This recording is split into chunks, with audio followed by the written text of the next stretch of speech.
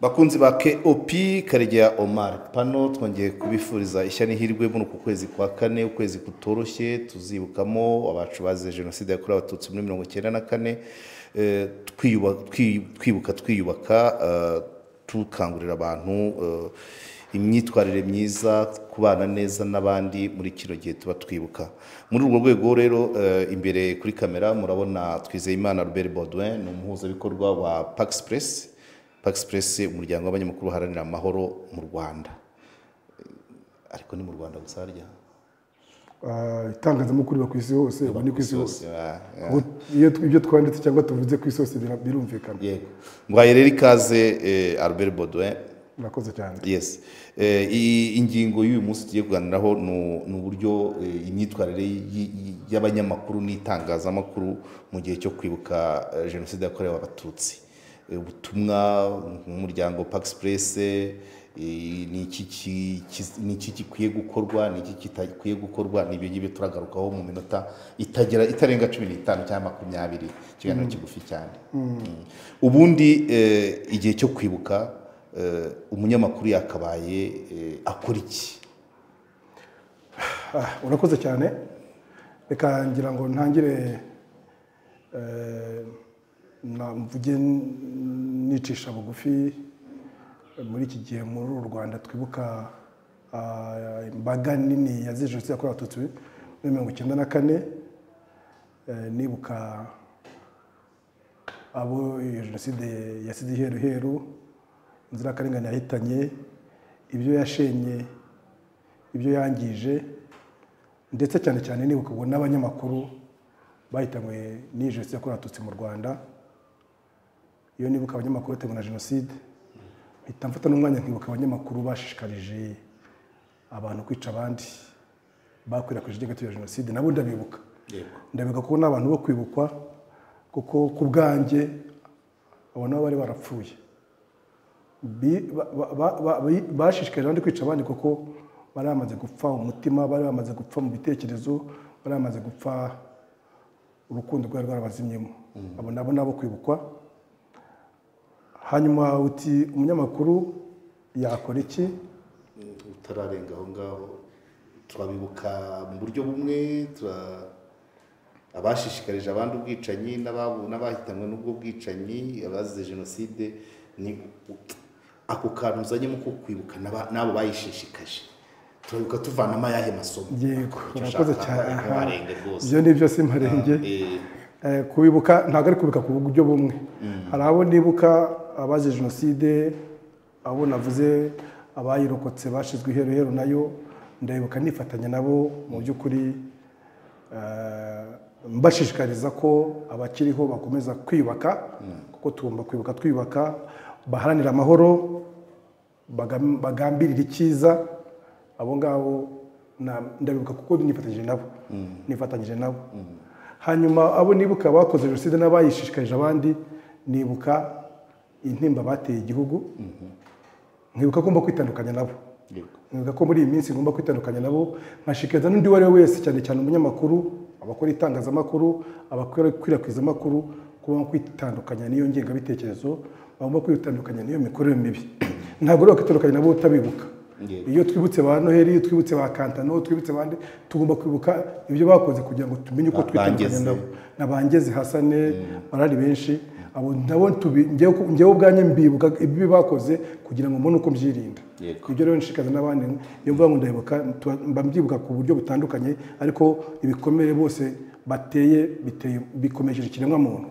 Ikiremwa muntu, kuba twarabuze abantu bazira ubututsi, tukabura abantu bazira ibitekerezo byiza, kutashaka kwica abandi, abo ngabo ni igikomere bateye ikiremwa muntu, bateye humanity ubwayo, kuko twarababuze. Ariko iyo twibutse ko hari abandi babishe bakanabicisha, nabo ni igikomere bateye humanity. Abo nabo tuvuga ngo njye mvuga ko mbibuka kugira ngo mbone uko nibagirwa ibyo bakoze cyangwa mbirwanya. Ese ko jenoside hanini itegurwa na za leta, byoroheye umunyamakuru ukora mu gihugu icyo ari cyo cyose kwitandukanya na leta akoreramo? Yego, biroroshye. Nkeka ko icyo nkunda kwita identity y'umuntu, umuntu uko aremye ateye yagombye kuba ari umuntu ni unique. Umuntu ni unique, ni ukuvuga ngo mu by'ukuri ntabwo umuntu agomba gukoreshwa. Umuntu agomba gukoreshwa, umuntu agomba kwitekerereza, twese turitekerereza. Ngira ngo ubwo nsa n'isubinyuma gatoya mu gihe abarezwe kuba barakoze jenoside, hari abana bavuga ngo jewe ngo nari umuturage usanzwe ngo bakantegeka ngo nice nkica, ngo bakantegeka ngo nisenye ngasenya. Ibyo mu by'ukuri nta muntu ushobora kubona avuga ngo yategetswe, ngo ubutegetsi bwamutegetse kwica. Abasanga ari umwicanyi, agomba kubiryozwa ku giti cye, akabisubiza ku giti cye. Ni ukuvuga rero ngo umunyamakuru nawe afite inshingano bibaye ngombwa zo kwitandukanya na leta iyo imubwira gukora ikibi.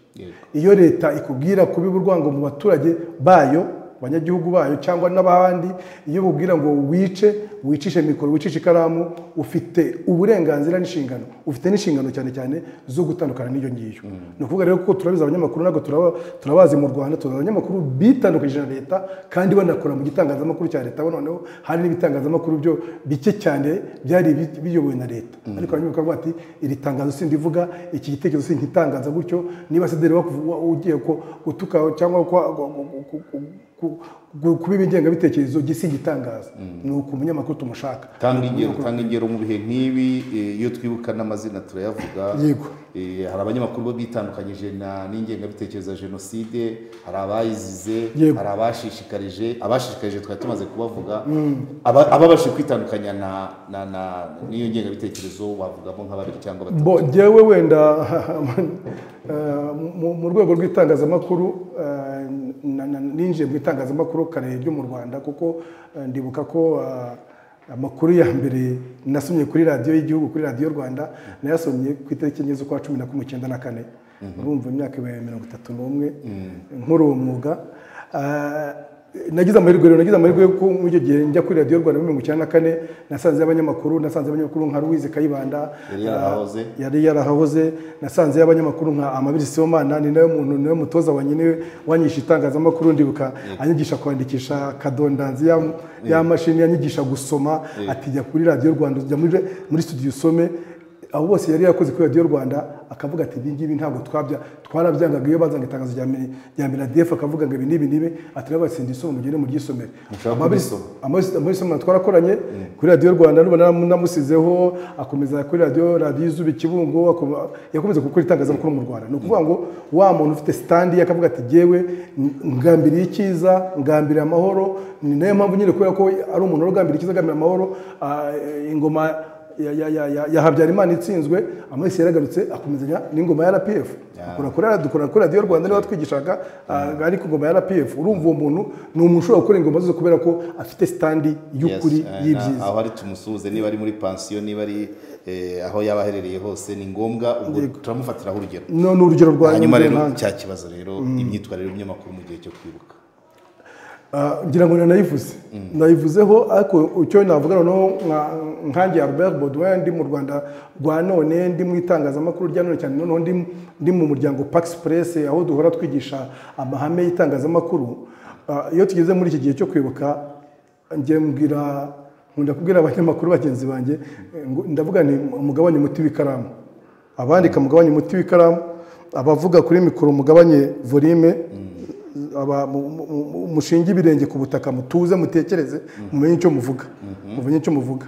Ni umwanya mu by'ukuri, uyu mwanya ni umwanya wo kwandikana ubwenge, no kwandikana ubushishozi, no kwandikana cyane cyane ubwenge bujyana ku bumuntu, kuko hari ubwenge butari mu bumuntu twagiye tubona.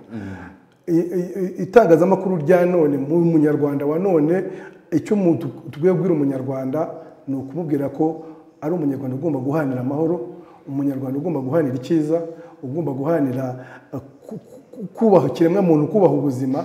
Wenda nyuma ibindi bikaza, ubukungu, gushaka ubukungu, kubaka igihugu kugira gute, ariko tubanze twubahe ubuzima, twubahe ubumuntu. Icyabuze cyane ni uko twakunze itangazamakuru n'abyabigizemo uruhare, twakunze kubaka amatsinda yaba, amatsinda y'abari, amatsinda y'abano, bituma mu by'ukuri igihugu tugicamo ibice bitandukanye. Nyamara twagombaga kubaka itsinda rimwe, twagombaga kuzana amatsinda atandukanye, ahubwo twebwe tugahita tuyashyira kuri rya tsinda rinini ryitwa igihugu, ryitwa ubunyarwanda, ryitwa ubumuntu, tukaba twubatse ubumuntu.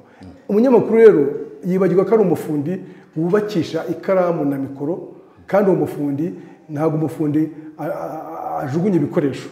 Ibikoresho dufite ni abaturage batwumva, ni abana bumva ibyo twandika, ni abanyarwanda bo mu cyaro batazi indimi zitandukanye, bumva ikinyarwanda gusa cyangwa n'abumva izo ndimi zitandukanye.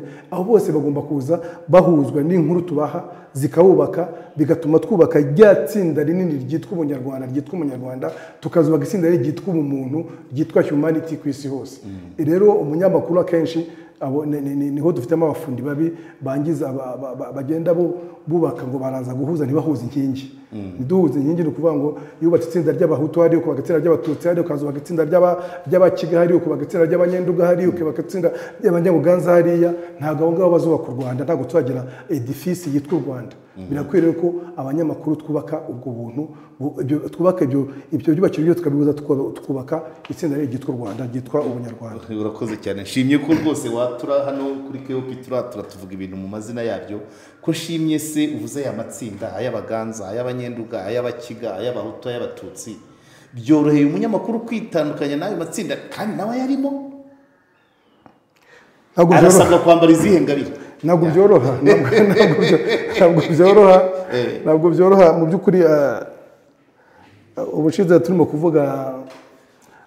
kwiga itangazamakuru, umunyamakuru mu rugamba, umunyamakuru mu ntambara, war reporting, kuri reportinga intambara. Biragoye ko wa reporting intambara cyetse ufite drone iri hejuru y'ingabo zose ukajya ukabareba hasi. Biragora rero kuko niba ugiye kuripotingira, reka mfata urugero rw'ibyo dufite muri iyi minsi, ugiye kuripotinga urugamba watungukiye Igoma, ubwo byanze bikunze urafatwa nka M23, FARDC n'abawazi niba bakubona biragoye ko baza gutandukanya na M23. N'uwaturutse nawo tuvuge umunyamakuru weturikiye muri leta ya Gondo, naho kujya tubivuga akazatungukisha zakinjana M23 nibahora nayo bizagwana kuba ababwira ko atari ku ruhande rwa FARDC. Ariko umunyamakuru tugira imana nko mu gihugu nk'u Rwanda tudafite izo clivage, tudafite ayo matsinda y'ubugome n'ubugizi bwa nabi, biratworeye kuvuga ngo noneho ko dufite icyo nakita umurongo ngenderwaho w'ikiza. Twihaye umurongo ngenderwaho w'ikiza, ni ukuvuga ngo biroroshye noneho kuvuga ngo ikiza gikwiye n'iki tukayo tubwira abantu. Kuko urebye muri iyi minsi niyo navugaga ngo no kugabanya wino muri iyi minsi ya none turimo kwibuka jenoside yakorewe abatutsi muri 1994 imyaka 34 ishize. Nkatwe muri Pax Express tugira principles enye, reka nzivuge, ndazivumvunda kuzivuga kuko nkeka ko buri wese agize icyo mu bikorwa zadufasha gukora itangazamakuru. Tugira principle ivuga ngo saying without harming. Saying without harming. Ibyo bintu bishoborwa n'umuntu w'umuhanga. Dire sans nuire, kuvuga ntacyo wangije, kuvuga ntawe ukomerekeje. Ibyo bintu bishoborwa n'umuntu w'umuhanga. Kandi abanyamakuru n'abahanga burya. Abanyamakuru turabahanga cyane, muri abahanga. Dire sans nuire, kuvuga ntacyo wangije, kuvuga ntawe ukomerekeje, bisaba izihe ngabire n'indema nibyo mu Kinyarwanda bavuga ngo njya ngo nina Bibiliya ngo mbere yo kuvuga ngo banze ngo uhindure ukaragiye umwe rwaye mu inshuro zirindwi mu kanwa. Niyo twandika, niyo tuvuga, ugomba kuvuga ngo iyi jambo mvuge. Ushobora kuza we nk'umunyamakuru uti nagana n'umugabo witwa Ruberi ufite umusatsi w'umweru gusa. Ni ibintu bigaragara. Ariko mu by'ukuri niba unzi neza uko ntabikunda, ugomba gushaka indi mvugo. Ubu ngiye navuga nagana n'agasaza. Unagana n'agasaza. Arimo batabishaka. Bakavuga ati undi akavuga ati muzee, njyewe nyite muzee twa Rwanda nanjye. Uyu munsi nyise muzee twa Rwanda. Ariko uzarebye muri Kigali hose, hafi mu Kigali cyangwa Nyamirambo hose banyita dadi. Dadi nuvuga ngo uramutse unzi ukavuga uti muzee, iyo mvugo yonyine niba uzi ko indakaza urayivugira iki? Nyita dadi, ubutumwa bwawe bunyureho. N'urugero nafataga. Natwe abanyamakuru tubabwira ni iki? Turabwira ngo gerageza kuvuga ntawe ukomerekeje. Ntawe ukomerekeje. Ndibuka muri 1994-1996 ijambo genocide yakorewe abatutsi ni ijambo ryatugoye mu itangazamakuru. Ndibuka twatangiye tuvuga ngo itsemba bwoko, twatangiye ngo itsemba haza abandi bati itsemba abatutsi, haza abandi bati itsemba bwoko.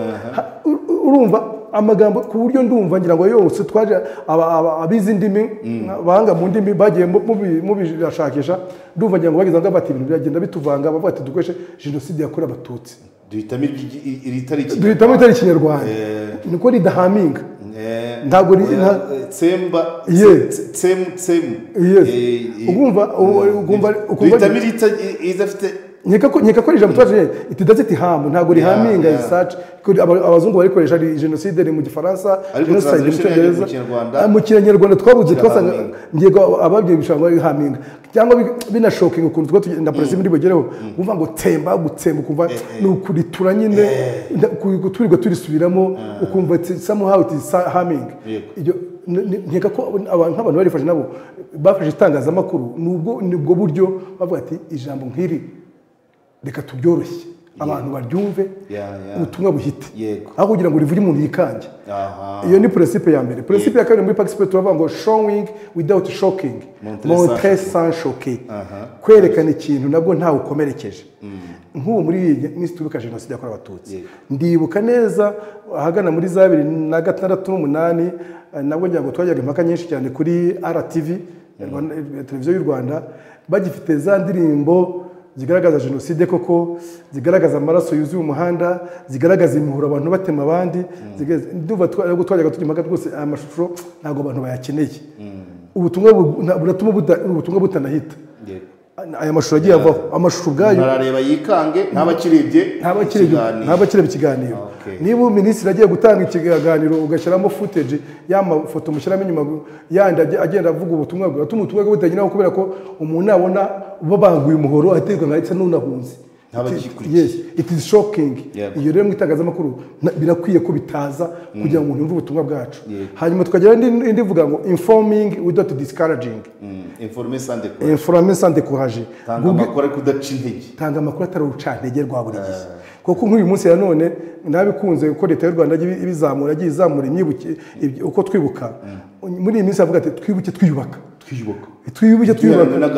idurangwa n'agahinda resilience bawugiye ndibuka umwaka ushize twerekanaga abana bagiye bize doctora twerekana abacitse ku icumu bubatse ama etage twerekana abacitse ku icumu farije yafashije bakaba barakoze ubucuruzi n'ibyo ngibyo nitujye muri babandi baheze turira ngo tuvuge ngo yumva nyine ngo jenoside yabagize n'udupfubyi leta zizabishyurira ibishobore leta ntabwo izabishobora kandi ubona aho bigeze ibintu aho bigeze n'ibyo nimwe mu principe ya mahame turimo turayumvikanisha hanyuma tukagira n'indi noneho ireba cyane cyane na reporting ku bintu bya judicial turavuga ngo denouncing without condemning dénoncer sans condamner kugaragaza ikintu utigeze umucamanza erekana ibyabaye aho rero nkunda kubashwanira n'abanyamakuru bagenzi banjye bari wenda n'abagenzi bawe nawe ugasanga umunyamakuru kuri televiziyo cyangwa kuri YouTube cyangwa kuri radio avuga ngo gitifu aha ngo yigize indakoreka yarabamaze yigize indakoreka wowe utajya kumucira urubanza yigize inyangabirama urumva gitifu ngo kwanza ngo yigize ngo nakarima ke ngo umuntu yagize akarima ke you see urimo uramushinja murabikora kenshi gitifu yagize akarima ke arica agakiza arica agakiza ni amatereme yose mu by'ukuri umunyamakuru yagize umucamanza icyo tugusaba ni iki turavuga ngo gitifu erekana bamuhaye gira inka ntayigeze aho igomba kugera ko umutungo nuza ubudehe yabuvanye yagiye kubukoresha reception wenda y'abantu bahinguye mu muganda y'ibintu nk'ibyo icyo gihe ukumva bavuga ati akoze ko ari ndakoreka akoze ko ari nyangabirama none ureke abantu bari bicira urubanza wowe umunyamakuru w'ubucura urubanza ni ukuvuga ko bwanjye izo principle umunyamakuru azubahirije no muri minsi turimo kuvuga ibya jenoside turimo kuvuga kwibuka jenoside yakorewe abatutsi 94 n'umwe ishize uyubahirije twatanga amakuru abantu babandi bahagaze bakomeza bakema abantu bakagira impagarike ni ukuvuga ngo umunyamakuru ntabereho kubuza impagarike umunyarwanda cyangwa ikiremwa muntu inkuru zacu zigomba kubaka umuntu agahagarara akema agakomeza akajya imbere numva ubutumwa bw'ingenzi ni uko informer sans décourager kuzana mu makuru ariko hakazamo n'ibyiza bitera abantu ishema Yes. ubwo narimo nshaka kubaza inkuru z'ingenzi zakabaye zitangazwa muri kino gihe uko wari utangiye kuvuga ati dore umwana iwabo barapfuye ariko yarize ageze kuri dogiteri arimo aravura abanyarwanda, kerekana undi muntu, mbese abantu bafite aho bigejeje aho kugira ngo ujye kuri bamaganya baheze aho hasi. Nizihe nkuru za hafi na hafi abantu bakabaye barimo bageza ku banyarwanda muri kino gihe? Ntabwo nkwigisha itangazamakuru, ariko mu itangazamakuru icyo twita proximity. Yego.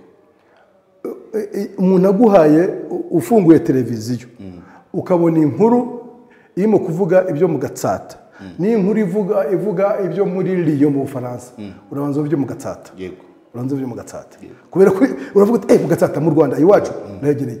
Ejo twakoze inama, hari umunyamuryango wacu uri hanze, hari umunyamuryango wacu uri muri Espagne, yayikurikiranye live yose kuri online, kuri Zoom. Ubona abishaka mu gihe twego turi mu kurya amandazi mu nama turi muri pause, akavuga ati mumbwire ariko muvuge kubera iwabo ni hano. Umunyarwanda natwe wa none rero akeneye kumva inkuru ziwabo.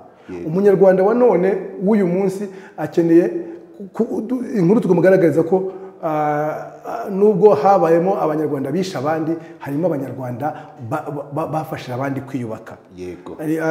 Nkunda guhera hejuru, harimo abanyarwanda mfashe nk'igisirikare, ingabo z'u Rwanda, ukavuga ibikorwa byabo ko ingabo z'u Rwanda zafashije abanyarwanda kwiyubaka. Munsi y'ingabo z'u Rwanda burya hari undi uzasanga none hari n'undi muntu ubwe individual wafashije abantu kwiyubaka. Njya nibuka urugero, twigeze kwandika inkuru y'umusaza witwa Gafuku wo muri Ngororero.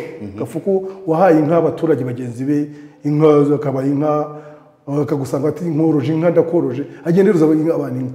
Tugenda uva twarika inkuru bavuga ko amaze gutanga inka koroza abantu bajya kuri 40. Umuntu ku giti cye. Yego. Uwo muntu iyo si inkuru. Yego. Hari indi buze kukubwira kwanza, hari inkuru ndibuze kukubwira abantu bakeka atari inkuru kandi uzabona ko izabona viewers uze kwinyibutsa. Ni ukuvuga ngo ari inkuru dukeneye kwereka abantu umuntu wari ufite igikomere waciwe akaboko na jenoside, waceka ko muri jenoside. Ubu muri iyi minsi ntabwo dukeneye ntabwo tukiri ngombwa ngo dutangaze ko yacize ko muri jenoside yagize gute yagirewe nabi. Tukire kuvuga ko ako kasigaye kataracitse karimo kubaka etaje, gatwara imodoka, ko bamuhaye proteze y'akandi kaboko, uwo muntu ari umushoferi. Iyo nkuru nizo tugenera muri minsi. Uvuga ngo umuntu yacitse akaboko ngo abantu bagome bamwiciye akaboko ngo uramusubiza inyuma. Mubwira ko karacitse bagushizeho proteze agasigaye, ubu ngubu uri umufundi, ubu ngubu urutwara imodoka, ubu uri umwarimu. Uwo muntu tutangaza iyo nkuru ayiteriyo izagira views. Bitewe nuko tuba twafuremeza inkuru zacu. Ni ukuvuga ngo abanyamakuru twongere twiyibuke ngo inkuru dukeneye guha abanyarwanda nizihe. Icyo nyamfa n'abagenzi banyu muri kubabwira, abanyamakuru nubwo ndabizi ko tuzi ubwenge bareba kure cyane, bakunda ibintu biri hejuru, ariko hari n'igihe duhura mu mateka cyane. Duhura mu mateka ugasanga umuntu ngo yongura muntu disi ngo nta gapfubyi ka jenoside, agapfubyi ka jenoside k'akadogiteri kujya ukita agapfubyi. Umuntu dogiteri uramwita agapfubyi gute? Ngo ni incike ngo abantu baba barashize, yego barashize, ariko uwo muntu he's a doctor. Niba ari doctor afite ibitaro aravuramo abanyarwanda bose, ntazi na bene baba bamwiciye barimo arabavura, mubwire ko ari doctor, muririmbe ko ari doctor, ko ari yize ibintu yaminuje mu kintu kidasanzwe, ari uzi kubaga ubwonko cyangwa imitsi runaka. Tuba aribyo turirimba. Ni ukuri ngo tuvemo natwe twibasubiza hahandi, mu mipanga, mu nkaba z'amaraso. Ibyo ntabwo uzabyibagirwa rwose. Tubagarure hano, tubavanemo aho mu ntambara y'iterambere.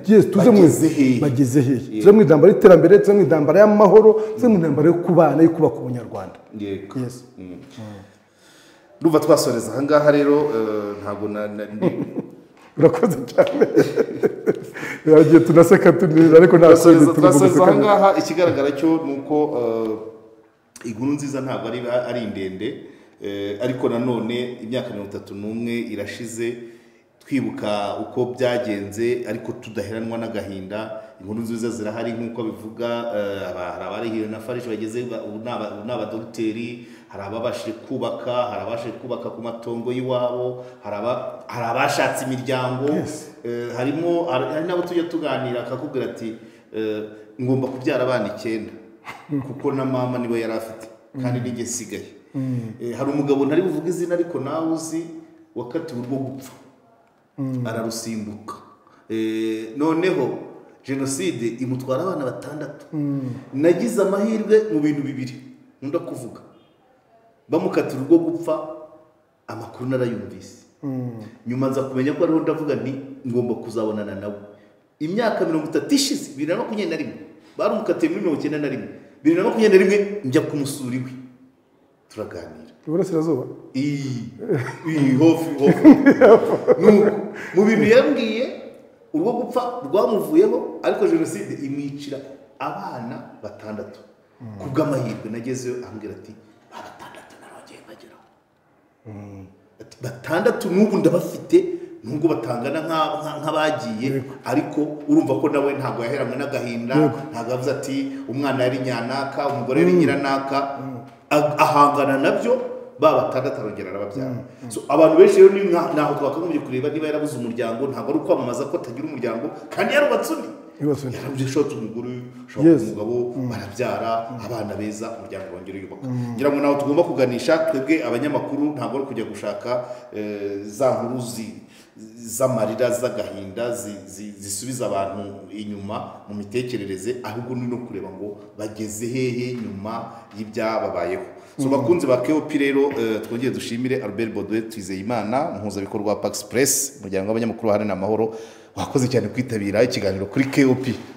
KOP ndayikunda ndayikunda ariko ntabwo nyumva cyane. Ntabwo yumva sinzi impamvu ntayumva cyane uzanshishikarize kuyumva. Oya urajora cyane urajora cyane iki gitwenge ukizi mu kabari ntabwo ukizi turi gushorera Lokapri ntabwo ukizi turi gushorera KOP iki gitwenge kirinjiza niyo mpamvu rero utapfa kubimenyera aho unzi ku ishuri muri segonderi ariko ahangaha undi mu kazi papa yego mukora mu kazi ukora akazi wakoze cyane kandi turagakura wakoze cyane. Bahinzi borozi namwe bashoramari muri izo nzego ntibikiri ngombwa kugurisha umusaruro wanyu cyangwa iri muri stoke muvuye aho muri. Ukimenya urubuga AfriSellers ubutandukanye n'ingendo wakoraga no kwibaza aho umusaruro wawe uzagurishirizwa kugeza naho gupfiriyeho. AfriSellers ni urubuga ruhuza bifuza kugura no kugurisha umusaruro w'ibikomoka ku buhinzi n'ubworozi aho baherereye hose ku isi. Uramutse ufite depo y'ibigori cyangwa ibindi binyampeke ntuzirirwe ushaka isoko kuko bikigera kuri AfriSellers biba byaguzwe. Wifuza kandi kugura umusaruro w'ibikomoka ku buhinzi n'ubworozi aho uri hose ku isi ntuzava aho uri uzasure AfriSellers. Abifuza ko tubashyirira uwo musaruro ku isoko cyangwa abifuza kuwugura nimusure urubuga rwacu wa@afrisellers.com. Hari ibyo wifuza kurangura cyangwa kugurisha mu bihugu bigize Afrika y'Iburasirazuba nk'umuceri wa Tanzania, kawunga y'Ubugande, ikawa yo mu Rwanda n'ibindi, nawe tugane. Namwe mufite ibindi bicuruzwa mwifuza gushyira kuri uru rubuga cyangwa ushaka guhimbira akazi ku rubuga rwacu muhawe ikaze. Ku bindi bisobanuro mwaduhamagara cyangwa mukatwandikira kuri nimero mubona kuri screen. AfriSellers